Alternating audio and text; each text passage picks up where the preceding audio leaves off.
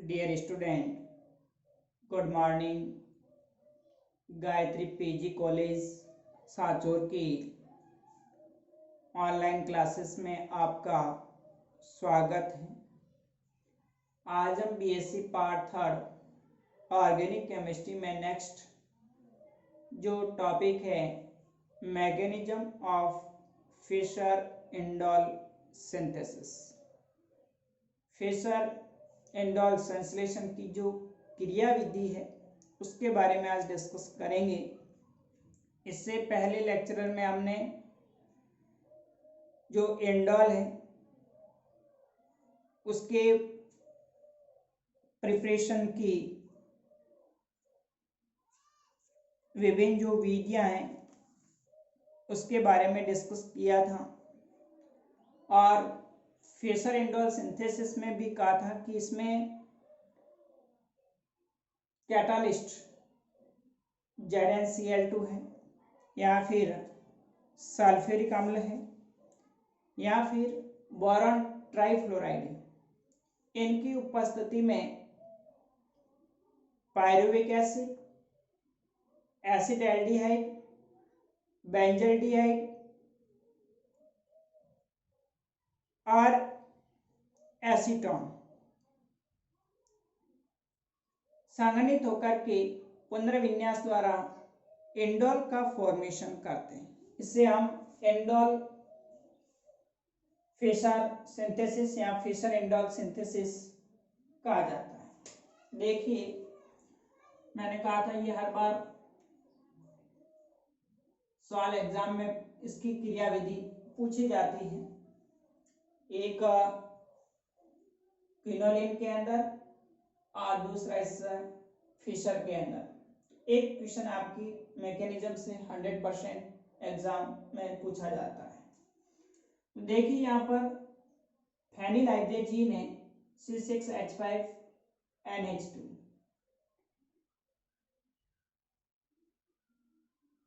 इस फेनिलहाइड्रेजीन की विक्रिया यहाँ पर हम एसिड एल्डिहाइड CH3CHO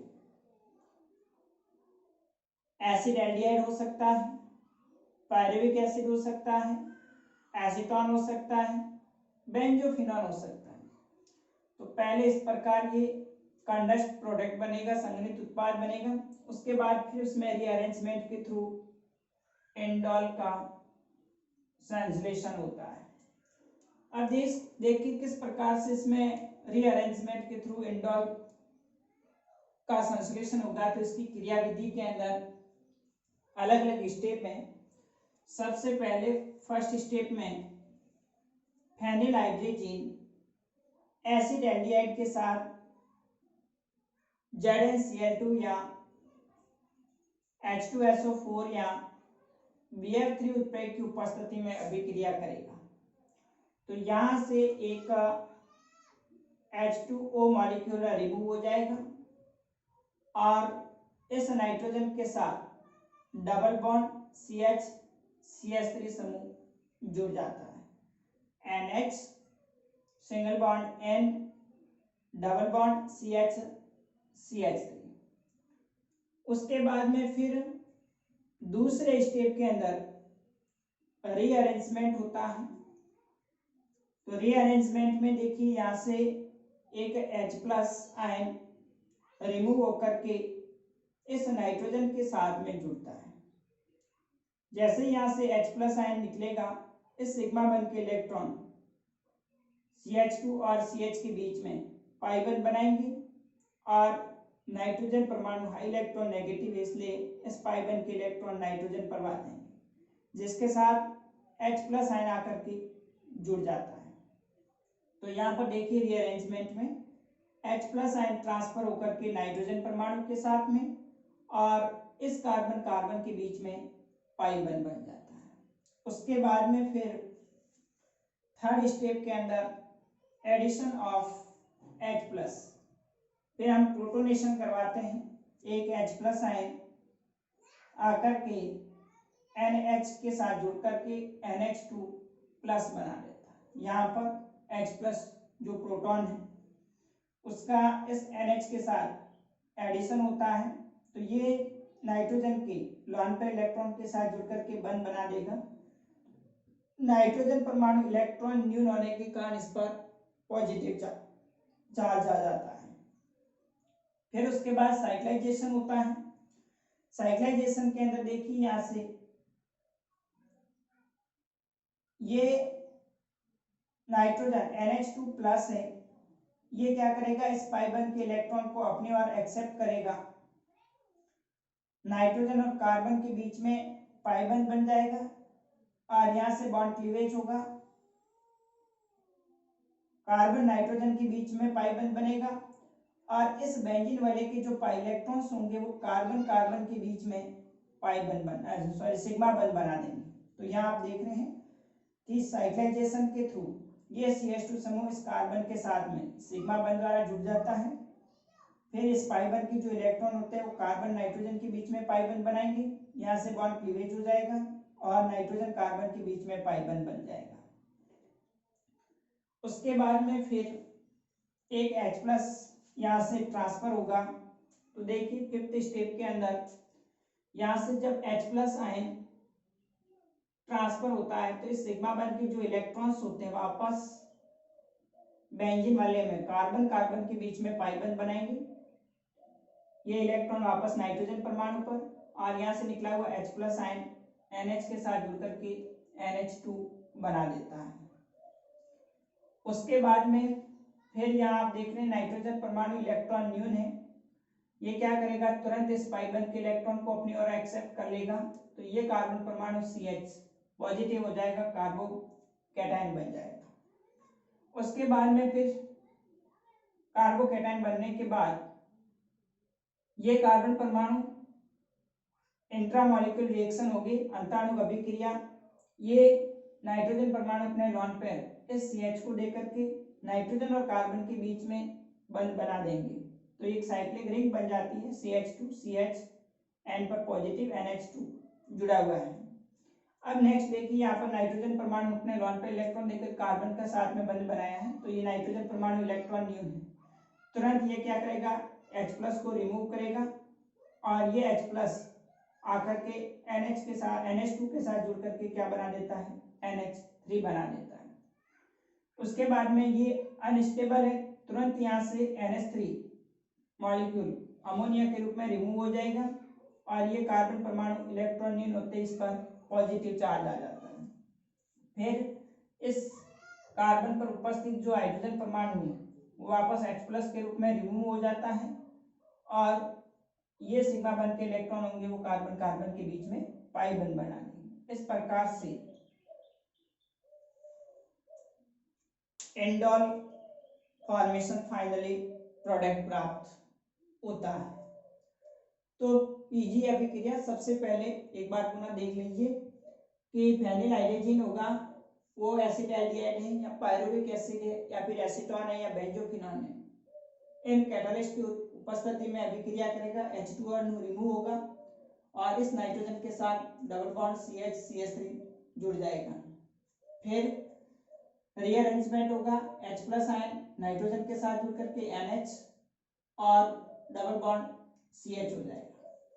उसके बाद में फिर प्रोटोनेशन होगा, एक H+ आयन आकर के इस NH के साथ में जुड़ करके NH2 बना देता है और फिर साइक्लाइजेशन होता है। ये CH2 समूह बेंजीन वाले के कार्बन से बंध बनाएगा, तो यहाँ से इस पाई बंध के इलेक्ट्रॉन कार्बन नाइट्रोजन के बीच, यहाँ से बॉन्ड क्लीवेज होगा, नाइट्रोजन कार्बन के बीच पाई बंध बनेगा।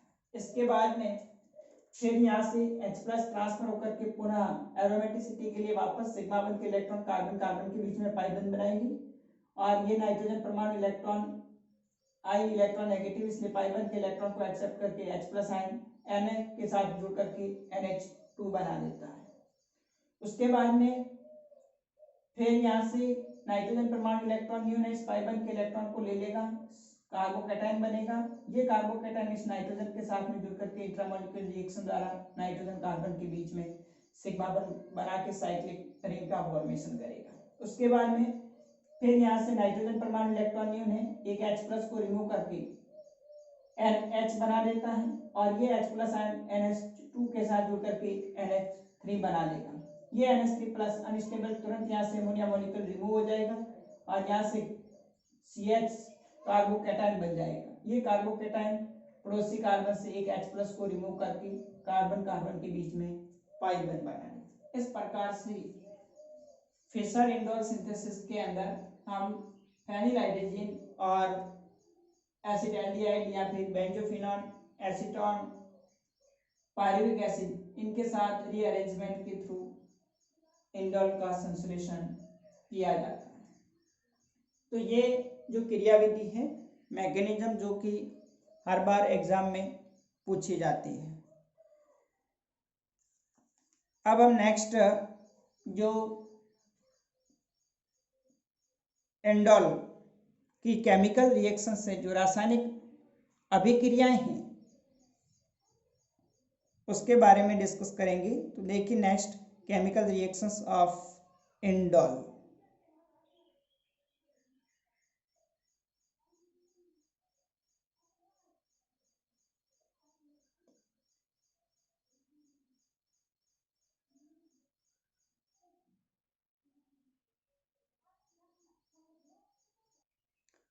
नेक्स्ट केमिकल रिएक्शंस ऑफ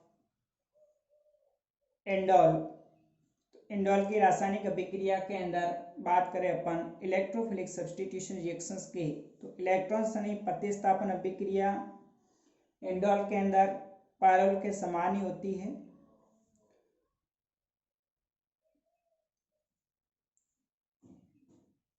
देखिए जब इलेक्ट्रोफाइल C2, C3 और C6 पोजीशन पर अटैक करता है तो हमें निम्न रेजोनेटिंग स्ट्रक्चर प्राप्त होती है। विशेषकर इंडोल के अंदर जो इलेक्ट्रोफिलिक सब्स्टिट्यूशन रिएक्शंस होता है वो 3 पोजीशन पर संपन्न होता है, यानी C3 कार्बन पर ही संपन्न होती है, क्योंकि 3 पोजीशन पर जब इलेक्ट्रोफाइल जुड़ेगा तो उससे बना कार्बोकैटायन एक्टिव सक्रिय भी होगा और स्थायी भी होगा, क्योंकि इसकी जो रेजोनेटिंग स्ट्रक्चर में बेंजीन रिंग और पायरोल रिंग के अंदर इलेक्ट्रॉन सेक्सटेट है वो क्या होता है, बना हुआ रहता है। देखिए यहाँ पर जब इलेक्ट्रोफाइल C2 कार्बन पर अटैक करता है तो ये पाई वन के इलेक्ट्रॉन को लेकर के बंद बना देगा। यहाँ पर 3 कार्बन पर पॉजिटिव चार्ज आ जाएगा। उसके बाद फिर रेजोनेंस होगा, यहाँ से ये lone pair electron carbon nitrogen के बीच में पाई बंद बनाएंगे और ये पाई वाले बंद इलेक्ट्रॉन इस पायरोल रिंग के अंदर कार्बन कार्बन के बीच में पाई बंद बनेगा। तो यहाँ आप देख रहे हो इस बेंजीन वाले का जो सेक्सटेट है वो इनकम्प्लीट है, साथ ही साथ ये पायरोल रिंग भी इनकम्प्लीट होता है। इस कारण से ये कैसी होती है, अनस्टेबल होती है, अस्थायी। अब जैसे इलेक्ट्रोफाइल C3 पोजीशन पर अटैक करता है तो यहाँ पर देखिए C3 पोजीशन पर इलेक्ट्रोफाइल के अटैक से इस पाइबन के इलेक्ट्रॉन लेकर इलेक्ट्रोफाइल और कार्बन के बीच में बंध बन जाएगा। ये कार्बन इलेक्ट्रॉन न्यून होते हैं, इस पर पॉजिटिव चार्ज आ जाएगा। उसके बाद में ये लॉन पेयर जो इलेक्ट्रॉन है नाइट्रोजन के वो नाइट्रोजन और कार्बन के बीच में पाइबन बनाएंगे N पर प्लस। आप देख रहे हैं कि इस रेजोनेटिंग स्ट्रक्चर के अंदर इस बेंजीन वाले के अंदर इलेक्ट्रॉन सबस्ट्रेट है वो बना हुआ रहता है। इस कारण से ये जो रेजोनेटिंग स्ट्रक्चर होती है वो क्या होती है, मोर स्टेबल होती है। तो आने वाला जो इलेक्ट्रोफाइल होता है इंडोल के अंदर वो हमेशा C3 पोजीशन पर जुड़ करके इलेक्ट्रोफिलिक सब्स्टिट्यूटेड प्रोडक्ट देता है। अब देखिए यदि इलेक्ट्रोफाइल C6 पोजीशन पर अटैक करता है, छठे कार्बन के साथ जब अटैक करता है तो उस कंडीशन में भी बनने वाला जो रेजोनेटिंग स्ट्रक्चर होती है इंटरमीडिएट कार्बोकैटायन होता है वो लेस स्टेबल होता है। यहाँ से ये इलेक्ट्रोफाइल C6 कार्बन पर अटैक करेगा तो इस पाइबल के इलेक्ट्रॉन को लेकर के बंद बना देगा। यहाँ पर कार्बन 7 इलेक्ट्रॉन इन होती है पॉजिटिव चार्ज, फिर इस पाइबन के इलेक्ट्रॉन इस कार्बन कार्बन के बीच में पाइबन बनाएंगे। तो यहाँ पर भी आप देख रहे हैं कि बेंजीन वाले में सेक्सटेट इनकम्प्लीट होता है। इस कारण से ये भी कैसी होती है, रेजोनेटिंग स्ट्रक्चर अनस्टेबल होती है, अस्थायी होती है। तो इस कारण से जो इंडोल होता है उसके अंदर हमेशा इलेक्ट्रोफाइल C3 पोजीशन पर अटैक करके इलेक्ट्रोफिलिक सब्स्टिट्यूटेड प्रोडक्ट बनाएगा, क्योंकि C3 पोजीशन पर इलेक्ट्रोफाइल जुड़ने से बना जो कार्बोकैटायन इंटरमीडिएट होता है उसमें बेंजीन वलय के अंदर और स्पाइरल वलय के अंदर दोनों के अंदर एरोमेटिक सेक्सटेट बना हुआ रहता है जो कि मोर स्टेबल होता है। इस कारण से electrophilic substitution only for C3 position पर संपन्न होती है। अब हम इसके अंदर जो इलेक्ट्रोफिलिक सब्स्टिट्यूशन रिएक्शंस हैं अलग अलग नाइट्रेशन है, सल्फोनेशन है, एलोजिनेशन है, उसके बारे में अगले वीडियोज में डिस्कस करेंगे। Okay, thank you.